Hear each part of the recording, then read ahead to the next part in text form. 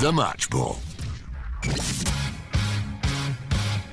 Good afternoon, hello, welcome to The Match Ball. Dan, Michael and Moscow with you, streaming live from the studio just round the corner from a sun-drenched Ellen Road there. As we've hit April, we've got to those kind of end-of-season vibes now, haven't we, where the sun comes in and blinds you if you're in the East Stand, and it's a massive mistake to wear a jacket. Thoughts about that one then? 1-1 with Southampton. Should say, the podcast is brought to you with Levi Solicitors too. levisolicitors.co.uk/the square ball for 10% off your legal fees. Thank you for their support. What did you reckon to the game today? It was just fine, wasn't it? Boring. Like a mid-table Premier League game, wasn't it? I know we're not quite mid-table yet, but at one point we were. We don't really do draws anymore, do we? We had the draw at Villa, which didn't almost feel like a draw because it was so outrageously exciting, and then it was just loads of defeats, some last-minute wins. Feels weirdly flat.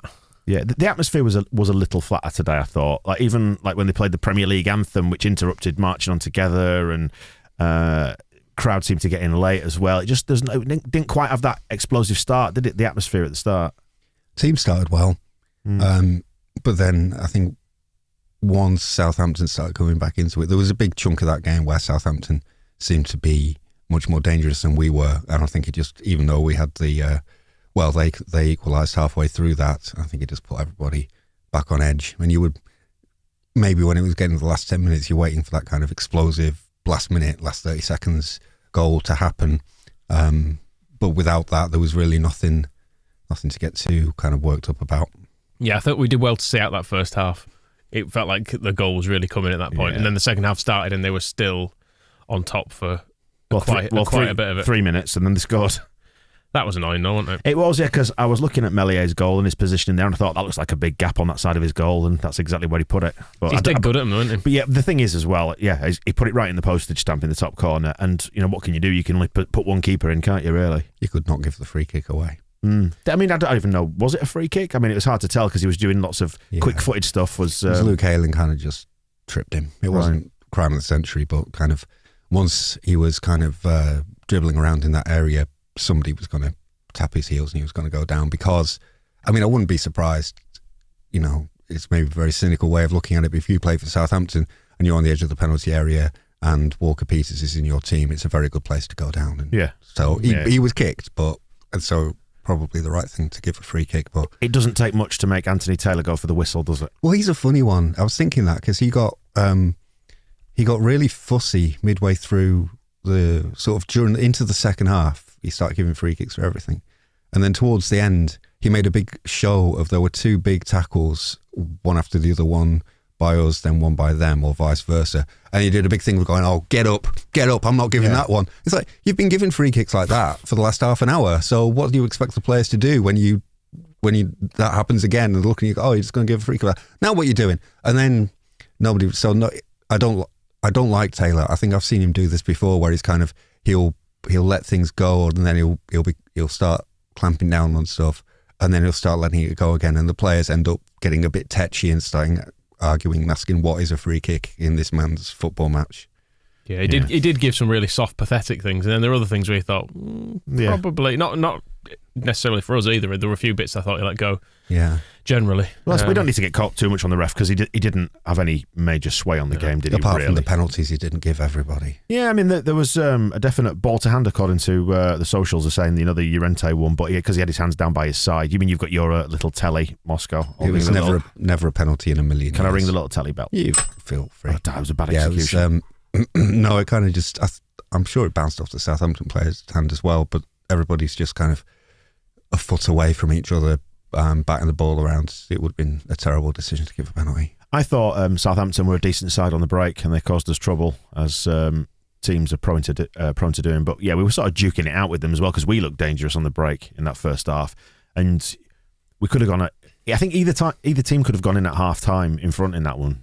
Do you agree? We started well, didn't we? The first 20 minutes, half an hour, I thought we were probably the better team, and we had there was the Llorente header that was very close. I'm sure that Dan James had a couple of half chances as well. Was it Cooper who nearly scored straight away? Was it Cooper? I thought it was Llorente. It's far end for me, so I'm not entirely sure. But it was Llorente. Was it? So yeah, there was some decent chances. I thought the description of that handball of everyone stood a foot away from each other, just the ball sort of bobbling around was a fair description of most of that second half as well. It descended into it was the most championshipy looking game I've seen in a long time, that second half. And the shape of Marsh's system means that it tends to be very narrow. We obviously had Southampton playing the penis formation as well, didn't we? It was all very congested down the middle, because there were times when two dicks attempting to dock. Yes, wow, what an image! Welcome to Red Bull football. Hassan Hurtle versus Marsh. There were moments what it was today where the football, you saw what they were trying to do. It felt like they were a lot more in tune with the system. The idea of trying to play it vertically rather than going across and across and across. It was like there's that big punted ball to the opposite wing. Southampton tried it a number of times. We did it a number of times as well. But then they're always looking inside, aren't they, for those little interchanges rather than doing what we do, which was doing what we did under Bielsa, which was the overlaps.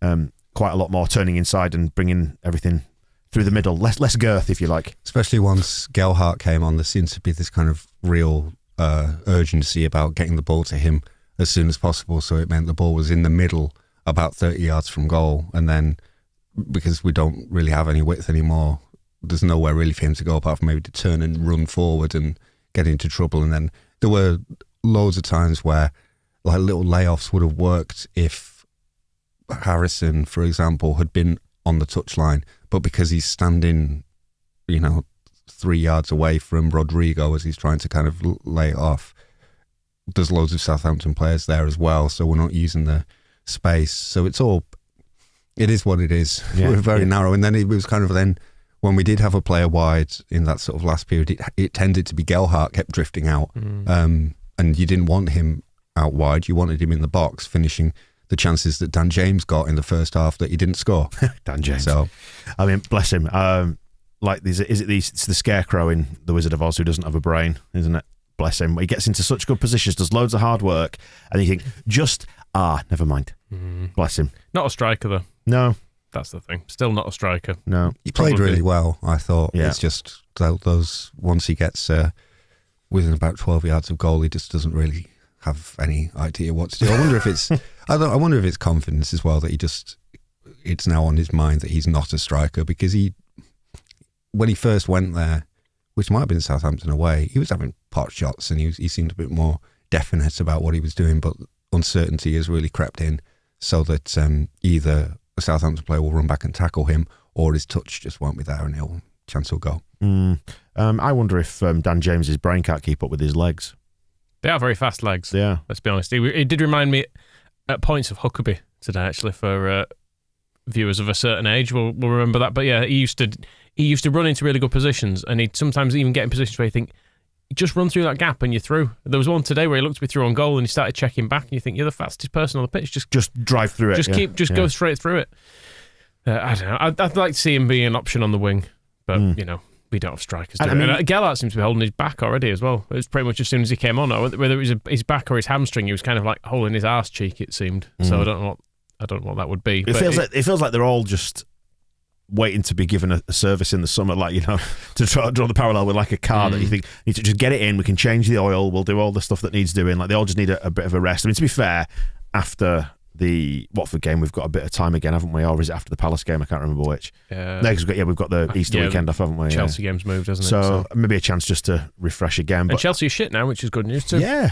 We can batter them. Yeah, Babs McGinty in the comments on YouTube suggesting that Brentford currently being drug tested. Unconfirmed at this stage, I would like to say. But that's a hell of a result for them, wasn't it? I mean, they were not really of any concern anyway, were they? Just because it's the teams below us that we need to be looking out for, and they got nothing today.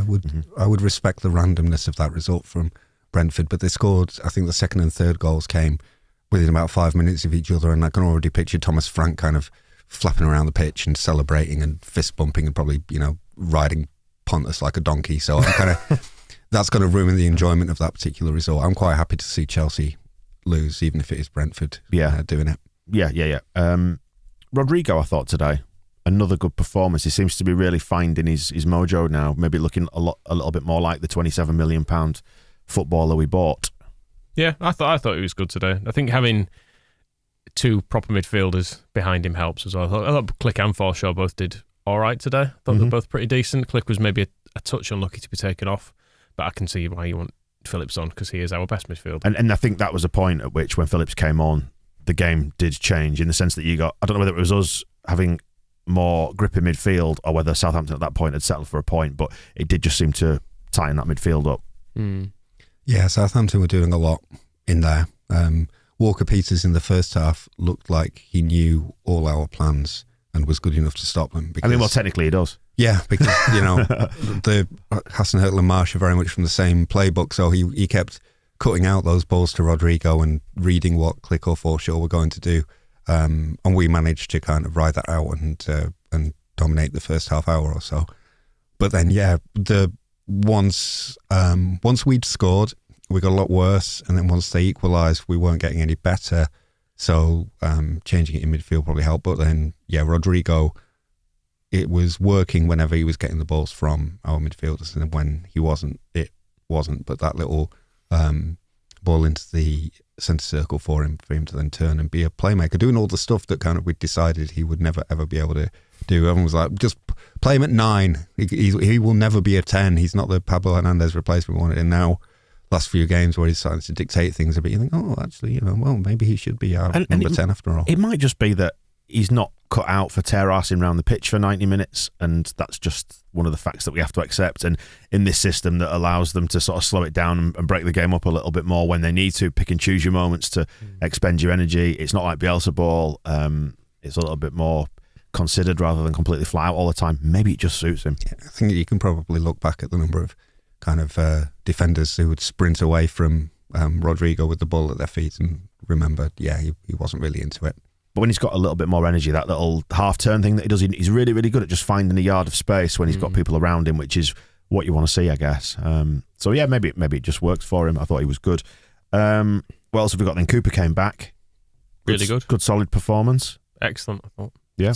He's not played in such a long time, and to get a full 90 at that level, amazingly good. Do you think we looked a little bit less fraught at the back with him in there? And that's no, criticism of Strauch at all. Did you see Llorente? Well, that's what I was going to say, because he was up along with alongside him. He had Llorente, who has that. It's not a complete bomb scare quality about him. It's just kind of a low key bomb scare quality where he always just seems like half a second mentally too slow, or his passes just seem half a yard loose, that kind of thing. There was a bit in the first half in front, sort of right hand side towards the cop, and he was just twisting and turning with it, and I was thinking, you're in trouble. You're in trouble. You're making it worse for yourself. You're in lots of bother now. You need to get rid of this pretty soon. Yeah. You get one of those a game. Yeah. With Llorente, it's pretty standard. Cooper was interested because old Jesse said on Thursday that he wasn't fit enough to play the whole game, and there he is at 90 minutes. And there didn't seem to be any question of him coming off, because they were going to bring on Sam Greenwood until Luke Ayling turned out to be today's. We have to sacrifice one player per point, I think. So probably a good job it was only a draw. I was going to say, with that sub, lost one. I was sure that sub was going to be Cooper, because I thought, oh no, because they sat Sam Greenwood down, and then I thought, oh no, Cooper must have said he's tired or whatever. And I was like, nah, I'm staying on. I think there might have been a conversation, because Cooper, or it was just kind of planning out what was happening with the captain, because Cooper came over to the bench and was talking to them. I don't know if it was like, are you going to be all right? Because maybe it was Greenwood for Cooper, but then I didn't know how that was going to work, because I was waiting for Cooper to come off because of what Marsh had said, that he couldn't play the whole game, and so he couldn't start both him and Phillips. It's probably just like, the Bamford or Roberts thing, where once they're on the pitch, he prowls the touchline and scowls at them, and will not hear of a player coming off because they're a little bit tired. Maybe he's the mean leg breaker of Wisconsin. On the thing of looking less fraught at the back, I do agree, generally speaking. I thought it was quite telling in the first half when Cooper just absolutely twatted one into the West Stand, and everyone sort of went, oh, he passed. We're doing that now. We're doing that now, are we? He passed one out for a throw-in as well in the second half. He just went, I can't do anything. I think I'll just tap it out for a throw-in. And given that Southampton were putting a lot of faith in their long throws, so I wasn't sure that was the best idea. Llorente, in the first half, when it was before we'd scored, he did a big, because Luke Ayling got caught in possession, and then Llorente was kind of running around everybody, flapping his arms, yelling, calm down, calm down, calm down. And then we scored. You're the least calm one here. Exactly. The front of the man is incredible. And then we scored, and he goes running over to the bench. He's with Jesse Marsh, and you could see him going, "We need to calm down." I'm like, "All right, Diego, everybody is calm.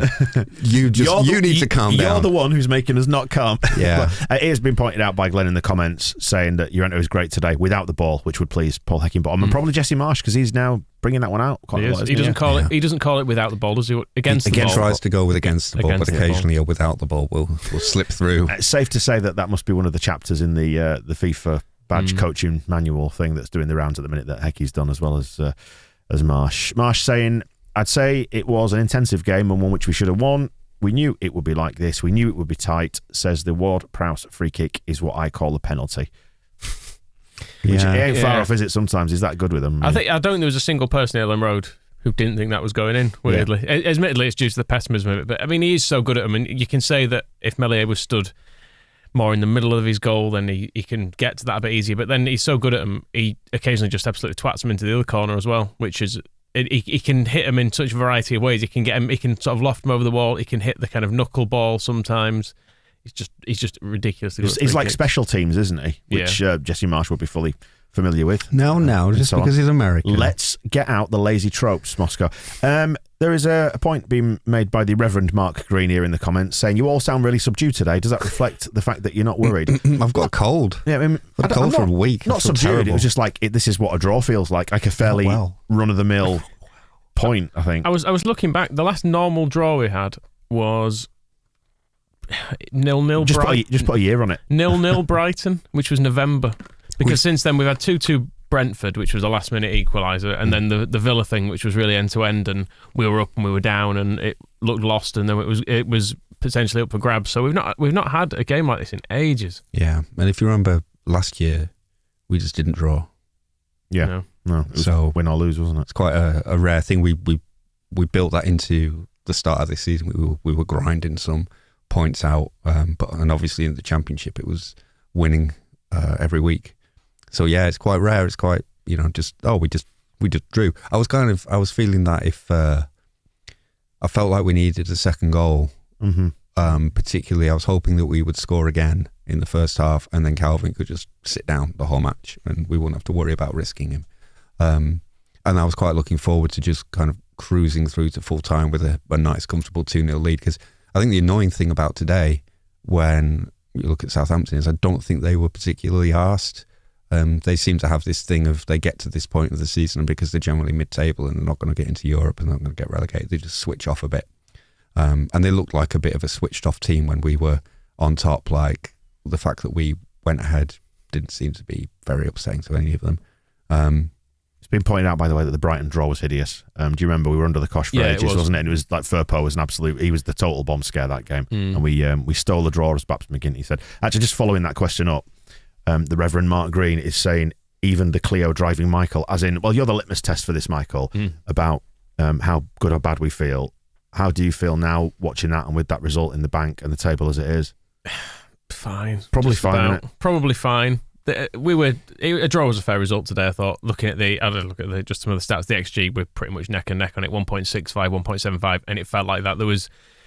They had some good I know it was the free kick that actually went in, but they had some good chances. Meslier made a really, really good save, and I think it was it Dallas recovering the second ball in the first half? That one right on the line. What a great bit of the way he used his body was brilliant, wasn't it? Yeah, so they had really good chances.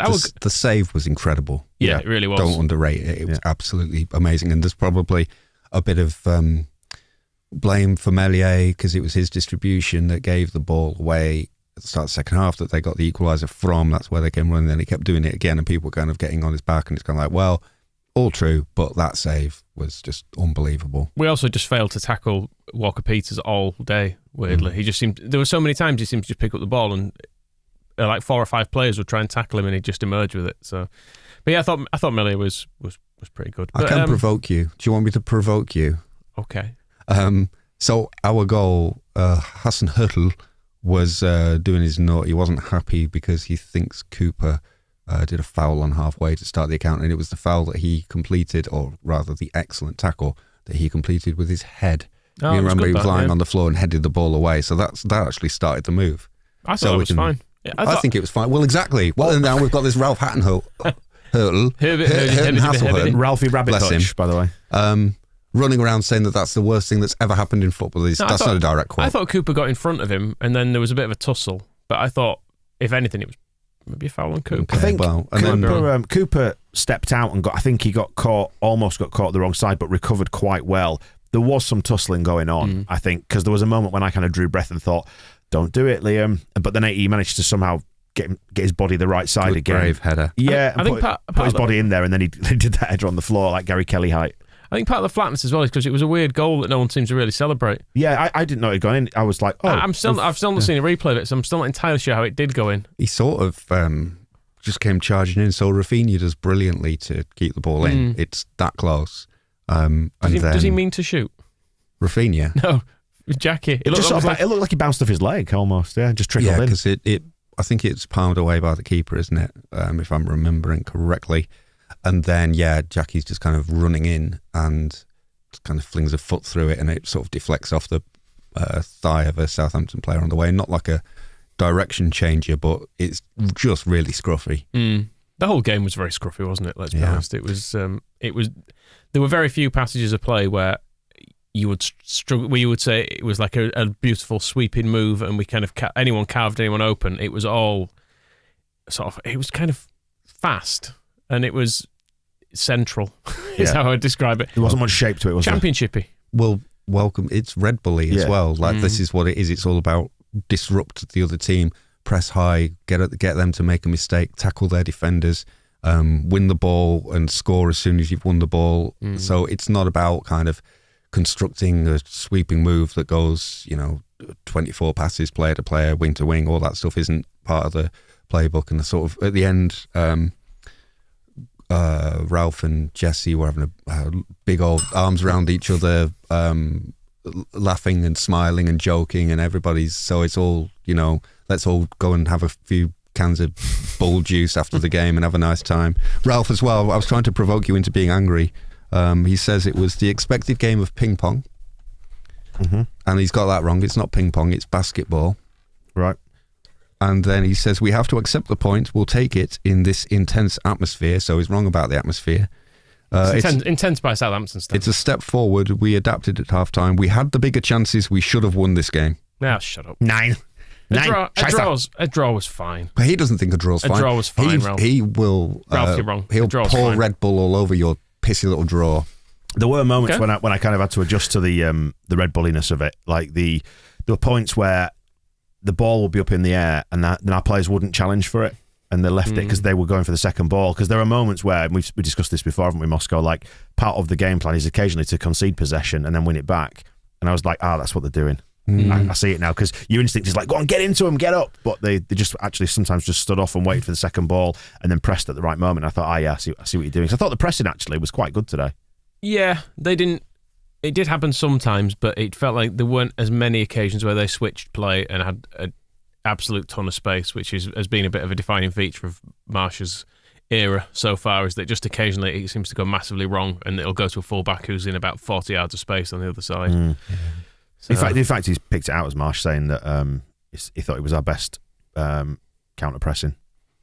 Yeah, it was to start with. I think it faded, like once Southampton started having more of the game, we seemed to struggle to keep going with it, and it's kind of you wonder, like, I guess it's because it's only been a few weeks and it's not completely instilled, drilled, second nature, that it's still something that they're kind of a bit like, do we have to do that? So it's kind of just that change from what they were so used to. I'm not sure it's completely embedded in their thinking, because every game so far we've had good spells, most of them. Leicester was a good game overall, and then Villa we were awful all the way through, but then Norwich we were good with Bamford, Wolves we were good with Bamford, and then at the end, and then today we were good without Bamford until we scored, and then we were good at the end when we were trying to get the game back, and that kind of, it brought that kind of second wind back that you need to do all that pressing and to do all that tackling up front, of kind of going like, no, we're going to get into this. And do you think even when we weren't great, Moscow, that we managed it quite well though? Like even when it wasn't quite firing, that we were okay? Like it maybe feels like the troughs and the peaks are getting closer together. I don't know. Yeah, I think so. I mean, it was. I would worry against us against still like Liverpool or City or someone who will be playing soon, because the thing about Cooper and Llorente as a partnership is there's not a lot of pace there, and so that the way our goal started, where Cooper starts it with a header, it's because he's about to get caught for pace on halfway, so he really has to do something, and he does it, so he wins that tackle and it's great.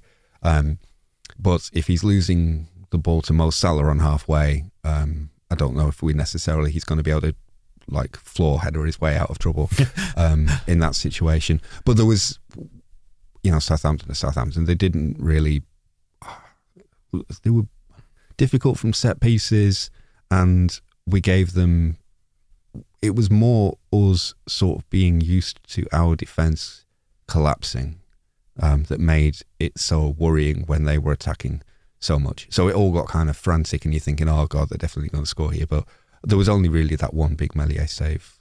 We there do was look, a big chance. We do look better from set pieces, I have to say, Yeah. both attacking and defending. Yeah.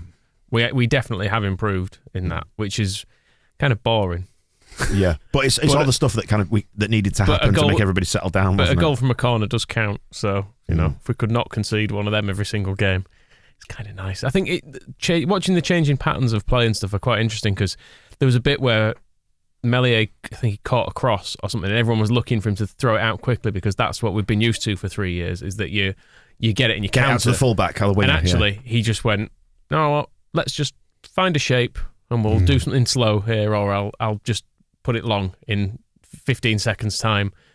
And it's taken a bit of getting used to, I think. Yeah. It's much in the same way as when Bielsa turned up and started doing all these things, there was a bit of panic around some of it, like with defenders.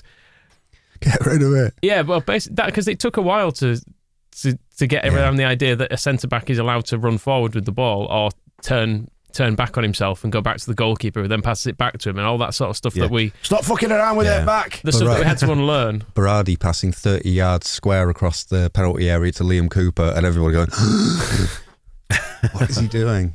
So yeah, it's got a bit more normal. Yeah, I think the thing with Meslier though is he was kind of slowing things down, particularly at the start of the second half. So not only the one that Walker Peters scored from, Walker Peters, it's Ward Prowse, isn't it? Yeah. Those two, they need to stop that. They need to sell one of them. Or stop signing that many middle class footballers. Well, it's not just the hyphens; it's the WP as well. That should be stopped.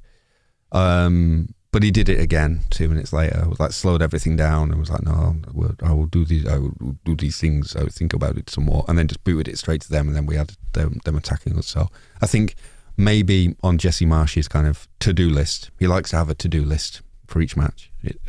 He should put on there, talk to Iliam and let him know what we're doing, because I don't think it's quite got you're right, all the way through yet. It is going to take time, and I suspect as well, when we go into the market in the summer, we're obviously going to be looking for players who suit the system. Well, we're bringing youth through. Are we? Angus says, yeah.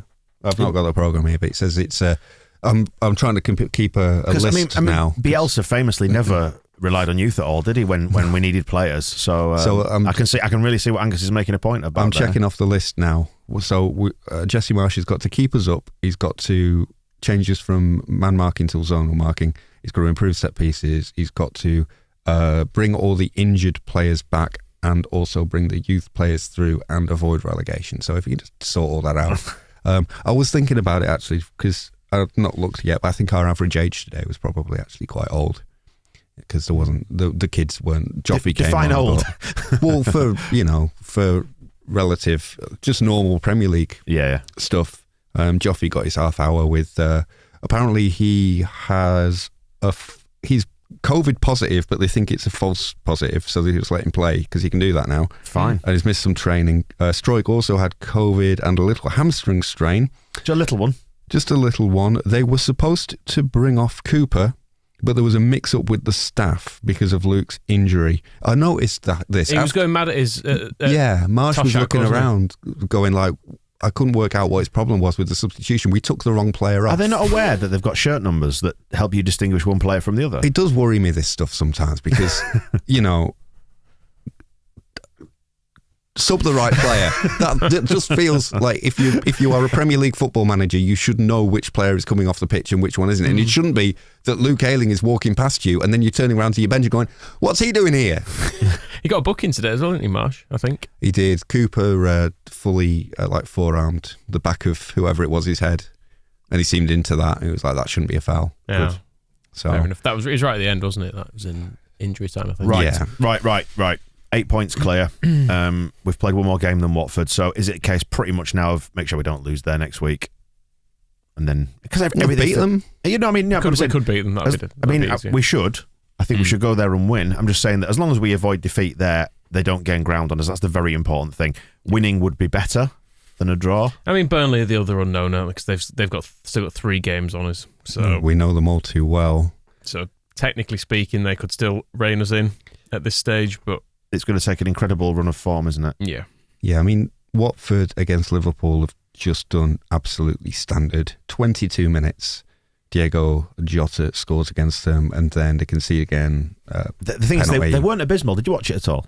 No. I did. They weren't abysmal. Watford. Doesn't matter, though. They just conceded in the first half, conceded in the second half, 2-0 defeat, game over. Right. They're not doing any Brentford randomness, are they, Watford, anytime soon? It's just not going to happen. Okay. But yeah, so we roll forward another week, and I feel like we're close to feeling relaxed, but not quite relaxed yet. No, not yet. It's we'll see. There are other games to be played as well, because essentially, if Everton can keep losing, it doesn't really matter what we do. And they've got their midweek game this time, haven't they? Yeah. So if we get to the Watford game and they've lost both of theirs, it's probably all right. Yeah. You can probably relax a little bit more. I mean, at 30 points now, chances are it is probably going to be fine.